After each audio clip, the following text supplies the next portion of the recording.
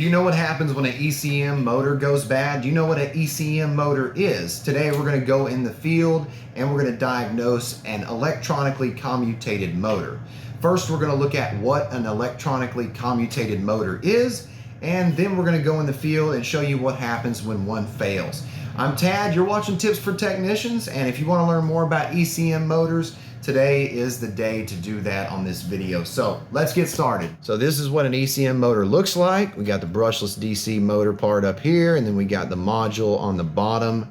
Let's look at what it is. An electronically commutated motor is a programmable brushless DC motor that uses an electronic control module to control voltage to the stator windings. An ECM is the combination of a brushless DC motor and its electronic control module. And there are advantages like variable speed, compact design, efficient performance, durability. ECMs can be soft started so that the motor begins slowly, ramps up to full speed, and this places less stress on the fan and other mechanical parts. I'm going to leave a link in the description to this book, Modern Refrigeration and Air Conditioning. Now let's go into the field and take a look at this motor and see exactly what's happened and how to diagnose. This is what happens when you have low airflow. When you have low airflow and cooling operation, it sounds like the compressor's pumping into a vacuum, and it's because the suction's so low and your indoor coil freezes. So low airflow causes low suction, low side pressures, which cause the evaporator coil to freeze over. Let's look at this schematic, and I'm going to show you where we are making those checks for our indoor fan motor. Indoor fan motor, IFM. Come over here to the legend.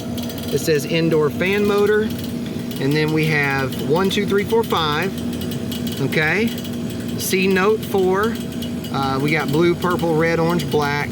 1 to 5, 5 being the highest speed, 1 being the lowest speed. If I want to change the speed, I change one of those wires. And then I've got over here, common, okay? Goes down here, brown wire. There's the common wire, okay? And then indoor fan motor, we got low and high speed. All right, let's go back up here. It says leg and neutral. So that is how you're going to check your 240 volts, leg and neutral. Then you're going to go from common to whichever one of these wires goes back to your cooling, okay? You're going to have one to your gas heat, and one's going to be your cooling wire, which is going to be the low. Okay, that goes to the speed wire that we're going to check. So we're going to check from probably the red wire to the common wire. Should have 24 volts, and then it should have 240 volts. All right, and then that motor should run. Let's go take a look. Here is a Temp Star package unit, okay? Temp Star package unit, and I've changed a ton of these motors. I'm talking an absolute ton of them, okay? I'm gonna show you, this is the motor, right? And I got the plugs off there, okay? I got the plug off there because I wanna show you how to check it. You see these 5 wires right here, black, orange, red, pink, and blue, those are all speed tap wires, okay? From low to high, from blue being low, all the way up to black being high. Now, I've got my feeder lead into the other plug, and that's the common, okay? And then I check, and it's got 27 volts, right? 27 volts. So it's got a call. And then what you do is you check the voltage now, okay? So check this out. We're gonna check from the black lead to the yellow lead, okay? And when we check the black and yellow lead, okay, we got 237 volts. So I've got a call, 27 volts, and I've got 240 volts because this motor has 240 volts all the time to it. Now I'm going to show you what happens when I plug it in, because this is what you're going to run into in the field with these motors. And this is what sucks when you have 300 or 400 or 500 of these units in the field. going to show you guys. So we're going to plug this thing in first. Got everything plugged in, and it's got a call, and it's got 240 volts. And what is it doing? It's doing absolutely nothing.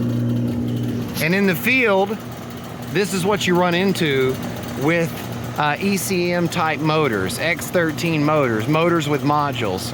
They'll have a 24 volt call. They'll have a 24 volt call. They'll have 240 volts, and they won't be doing anything. Why?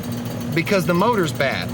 So if you check a ECM motor in the field and it's got 24 volt call to the common and one of the speed wires, whatever ones comes from the board, that's the input or the one used for the cooling operation, like this one, and you've got 240 volts, then your motor should be running.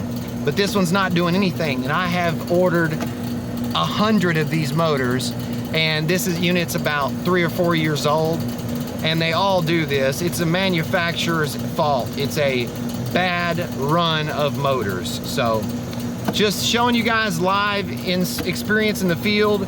Hope you guys enjoyed this little bitty video on how to check a motor and when one's bad, how it will act. Thanks for watching, guys. This is Tad with Tips for Technicians.